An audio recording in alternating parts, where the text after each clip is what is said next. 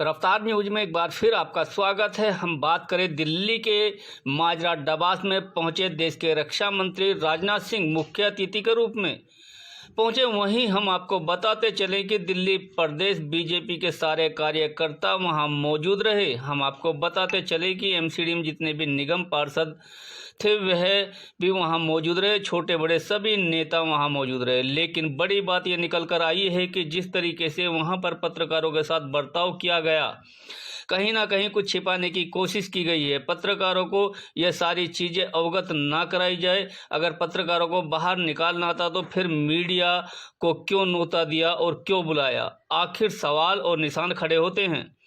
जिस तरीके से दिल्ली में माजरा डबास में देश के रक्षा मंत्री राजनाथ सिंह एक मुख्य अतिथि के रूप में आए, अंदर क्या बातें हुई क्या नहीं हुई इससे मीडिया को अवगत नहीं किया गया, क्योंकि मीडिया को सारी मीडिया को बाहर निकाल दिया गया। जब उनसे सवाल पूछे तो राजनाथ सिंह सवालों का जवाब न देते हुए अपनी गाड़ी में बैठते हुए नजर आए। अब देखना होगा कि जिस तरीके से बीजेपी ने दिल्ली के माजरा डबास में बैठक रखी, उस बैठक का नतीजा क्या हुआ आप भी कुछ सुनिएगा। लेकिन हम आपको अवगत कराना चाहते हैं कि पिछले 4 महीनों से किसान आंदोलन कर रहे हैं और देश के रक्षा मंत्री राजनाथ सिंह भी एक किसान के बेटे हैं। 4 शब्द भी किसानों के बारे में नहीं कहे।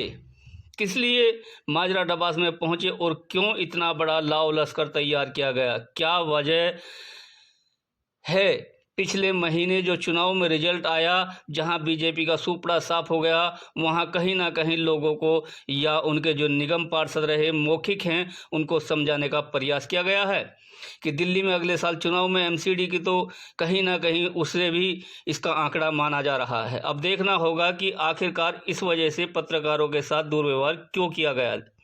क्या दिल्ली में इस तरीके का जो बर्ताव है उसे भी हम आपको सुनवाएंगे और दिखाएंगे कि आखिरकार राजनाथ सिंह ने पत्रकारों से बात क्यों नहीं करी और अपनी गाड़ी में बैठते हुए नजर आए, क्यों भागने लगे। पत्रकारों के जवाब से राजनाथ सिंह क्यों भागने लगे? आखिरकार देश के रक्षा मंत्री भी हैं, तो ऐसा क्यों? आप भी सुनिएगा जरूर कि किस तरीके का बर्ताव पत्रकारों के साथ हुआ है। देखिए इस रिपोर्ट में। हमारी पार्टी के पूर्व प्रदेश अध्यक्ष आदरणीय विजेंद्र गुप्ता जी, जो कि विधानसभा में विधायक भी हैं। और आज सर आपने कहा है कि जो 15 प्रमुख हैं उनको भी बढ़ावा दिया जाए, जिस प्रकार से आप पार्टी को मजबूत करने की कोशिश। अरे आप लोगों ने जब सब सुन ही लिया सर परमवीर सिंह का सर परमवीर सिंह शानदार। आज ऐसे लग रहा था कि जैसे अध्यात्मकवाद के पॉइंट ऑफ व्यू से माननीय रक्षा मंत्री जी बोले की है, अगर उस तो कमाल हो जाएगी।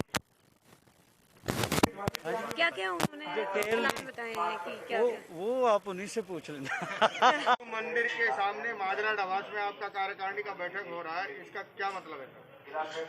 देखिए, कार्यकारिणी हमारी पार्टी की स्वतः प्रक्रिया है। हर एक हम 3 महीने के बाद अपनी कार्यकारिणी करते हैं और कार्यकारिणी पूरे दिल्ली में होते रहती है।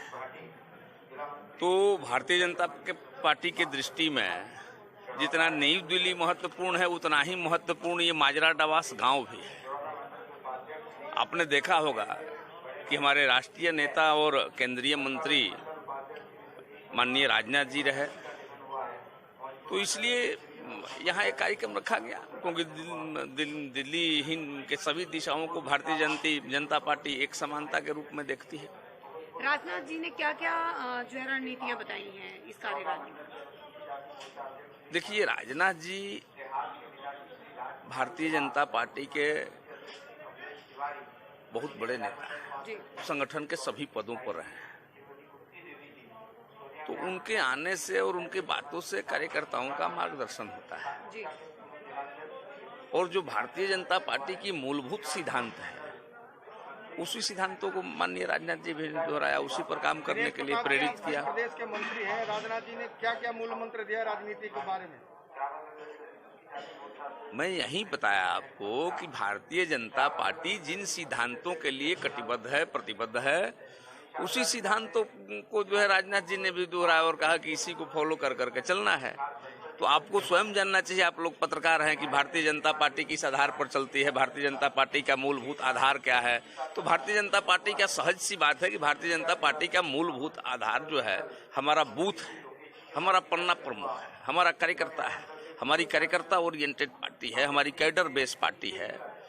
तो इसी के संदर्भ में चर्चा होती है और हमारी कार्यकारिणी एक स्वतः प्रक्रिया है। हम हर एक 3 महीने के बाद एक कार्यकारिणी करते हैं। जैसे उन्होंने बताया कि होर्डिंग ना लगवाए, पोस्टर ना लगवाए, ये आपको उन्होंने बताया होगा, मुझे तो नहीं बताया। हमने भाषण में सुना था ना तो आपने जो सुना नहीं, आपने जो सुना वो उन्होंने ये नहीं कहा कि होर्डिंग नहीं लगाए और भाषण नहीं दें और कार्यक्रम में नहीं करे, क्योंकि आप लोग जब उस स्थान पर नहीं थे तो सुनने के लिए कहाँ से दृष्टि लाए थे, ये आपका विषय, ये मेरा विषय नहीं। सर, शिव मंदिर में रखा गया, इसका क्या मतलब है? शिव मंदिर में है, शिव इस देश के आराध्य हैं, राम इस देश के आराध्य हैं, तो इससे सुंदर और पवित्र स्थल इस माजरा डबास गांव में कहीं नहीं था, इसलिए शिव मंदिर में रखा गया।